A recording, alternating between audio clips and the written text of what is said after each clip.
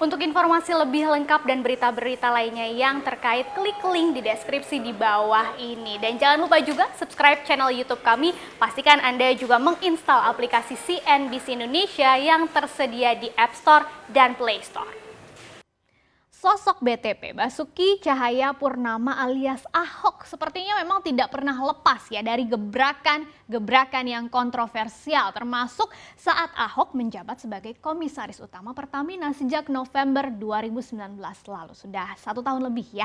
Nah, sesuai jabatannya ini Ahok memang diberikan mandat utama untuk mengawasi nih Pertamina di berbagai aspek dari mulai SDM-nya sampai operasionalnya ya. Alhasil Ahok ini tidak segan-segan membongkar atau bahkan merombak kejanggalan-kejanggalan yang dinilai menghambat kinerja Pertamina sebagai perusahaan milik negara. Nah, apa saja sih jurus Ahok sehatkan Pertamina ini kita akan bahas bersama.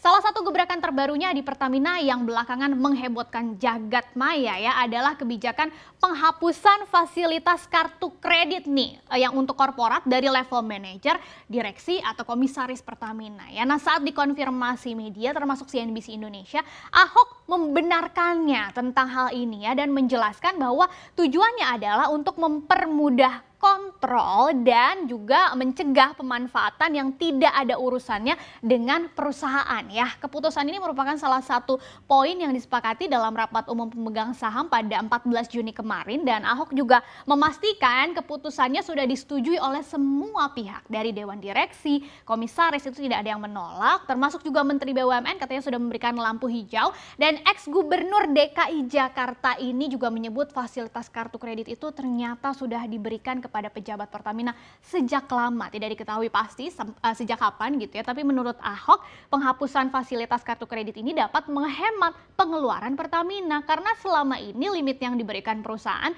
cukup besar loh. Bahkan limit yang Ahok dapatkan ini buka-bukaan Ahok sebagai komut yaitu sampai 30 miliar rupiah. Kebayang ya seberapa besar tuh limitnya yang bisa digunakan oleh direksi-direksi Pertamina. Nah, menanggapi hal ini staf khusus Menteri BUMN menjelaskan fasilitas kartu kredit di beberapa BUMN itu memang ada ya, tapi ditujukan untuk keperluan perusahaan bukan untuk keperluan pribadi. Kenapa sih harus kartu kredit? Ternyata ada alasannya. Karena dengan tidak menggunakan uang tunai ya harapannya lebih dapat dikontrol dan lebih transparan justru daripada uang tunai ya. Selain itu, kalau berdasarkan hasil pantauan Kementerian BUMN tidak ada ternyata limit kartu kredit BUMN yang sampai 30 miliar seperti yang tadi disampaikan Ahok. Biasanya itu kisarannya ya cukup besar juga sih, 50 juta sampai 100 juta rupiah gitu ya. Memang tidak sebesar 30 miliar. Tapi pada prinsipnya Kementerian BUMN akan terus mendukung setiap langkah efisiensi perusahaan gitu ya, baik yang terkait belanja modal atau operasional, termasuk juga yang disampaikan Ahok. Tapi harapannya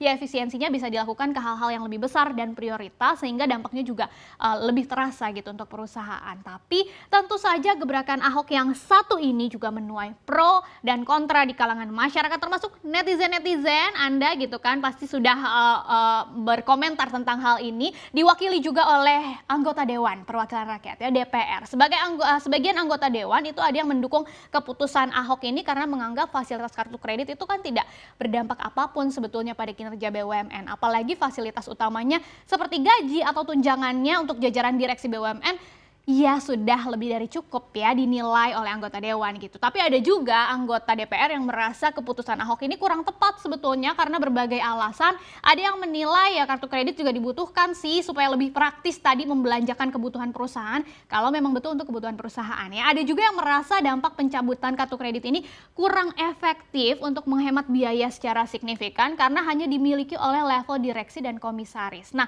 selain pencabutan kartu kredit ini di saat yang bersamaan dan dengan tujuan yang sama tadi ya penghematan, Ahok juga akan menghapus fasilitas uang representatif tadi nih atau tambahan uang saku saat melakukan perjalanan dinas ya. Untuk besaran nominalnya sendiri tidak disebutkan, belum bisa memastikan karena masih ada ternyata uang representatif direksi yang sampai saat ini belum diperlihatkan, belum disampaikan gitu ya. Tapi katanya direksi sudah oke nih dan akan dijalankan nanti teknisnya oleh Direktur Keuangan dan ini sekali lagi di luar gaji ya. Nah, sebelum gebrakan baru ini, Ahok juga sudah melakukan berbagai gebrakan lainnya selama di Pertamina ya. Di awal masa jabatannya misalnya, kalau kita flashback, Ahok itu mendorong perubahan budaya baru di organisasi Pertamina gitu ya, untuk memberi kesempatan yang sama kepada setiap pegawainya, staf biasa gitu ya, untuk menduduki jabatan yang strategis, bahkan tidak terkecuali bisa jadi pimpinan atau bos Pertamina gitu ya. Dan Ahok berharap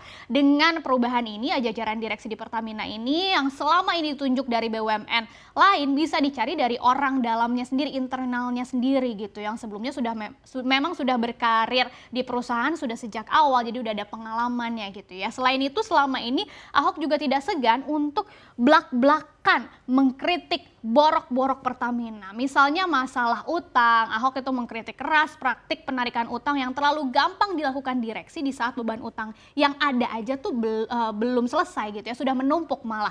Begitu juga masalah gaji direksi Pertamina tadi yang dianggap tidak wajar. Bahkan Ahok membongkar seringkali seorang direksi sudah dicopot dari sebuah jabatan tapi masih dapat gaji sesuai jabatan lama gitu kan. Ini juga nggak wajar gitu ya. Belum lagi waktu itu juga Ahok sempat membocorkan ada beberapa direksi yang doyan lobi-lobi menteri gitu terkait berbagai hal, walaupun ya dibantah juga akhirnya oleh Menteri BUMN sendiri ya. Dan bukan cuma kritik nih, Ahok juga beberapa kali mendesak dilakukannya audit ya untuk beberapa hal yang memang dirasa janggal, termasuk yang berkaitan dengan kilang Pertamina, sampai ada kontrak impor LNG asal Republik Mozambik pada 2019 lalu. Jadi menurutnya ada oknum tertentu yang mencari keuntungan dari kontrak impor ini. Kemudian Ahok juga membentuk tim khusus ini di Pertamina, tugasnya adalah bernegosiasi ulang dengan para investor yang pernah atau baru mau kerja sama proyek dengan Pertamina gitu ya. Dan tim ini juga nanti terdiri dari jajaran internal Pertamina sehingga tidak ada partisipasi pihak luar atau dari eksternal. Selanjutnya,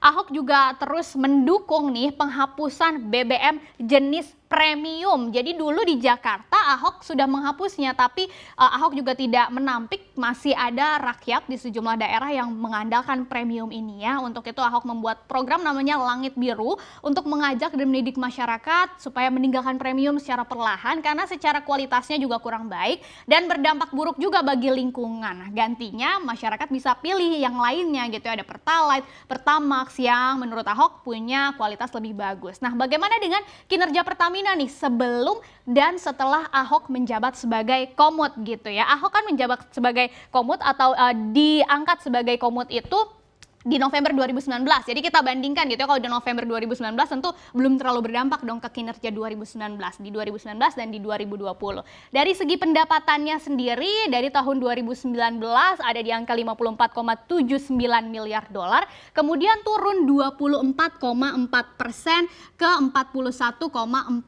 miliar dolar AS per tahun 2020 kemarin yang disahkan dalam RUPS kemarin ya. Tapi tentu kalau kita bicara dari 2019 ke 2020 bukan cuma Pertamina yang turun, hampir semua perusahaan dari berbagai sektor itu turun karena pandemi COVID-19 gitu ya. Nah, yang menariknya biasanya ketika pendapatannya turun kemudian ada yang sampai rugi gitu kan. Nah, kalau kita lihat dari laba bersihnya ternyata Pertamina masih mampu membukukan laba bersih gitu. Di tahun 2019 2,53 miliar dolar AS memang turun sampai setengahnya 58,5% menjadi 1,05 miliar dolar AS, tapi masih bisa untung aja, itu udah cukup bagus gitu ya di tengah pandemi COVID-19.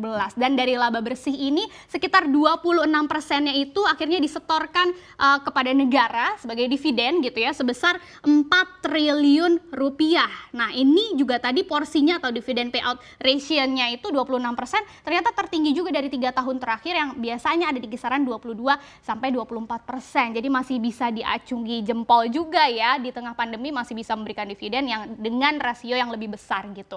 Nah, dari segi liabilitas atau utang yang tadi sempat dikritik oleh Ahok juga, di tahun 2019 ada 35,99 miliar dolar AS. Memang ada sedikit peningkatan sebesar 5,3% di tahun 2020 karena mungkin kebutuhannya juga cukup besar gitu ya, 37,89 miliar dolar AS, sehingga asetnya juga ada sedikit pertambahan dari 2019 di 67,3 miliar dolar AS menjadi bertambah sekitar 3% di 2020 menjadi 69,14 miliar dolar AS. Nah, jadi ya harapannya gebrakan-gebrakan yang tadi sudah dibikin oleh Ahok gitu ya, jurus-jurus tadi memang betul-betul efektif dan berhasil menyehatkan BUMN Pertamina ke depannya. Dan kita dukung semua yang bersifat baik gitu ya, dan kita kritik juga pastinya kalau memang ada gebrakan-gebrakan yang dirasa tidak masuk akal gitu. Yang jelas tujuan utamanya pasti sama-sama menyehatkan BUMN kita, yaitu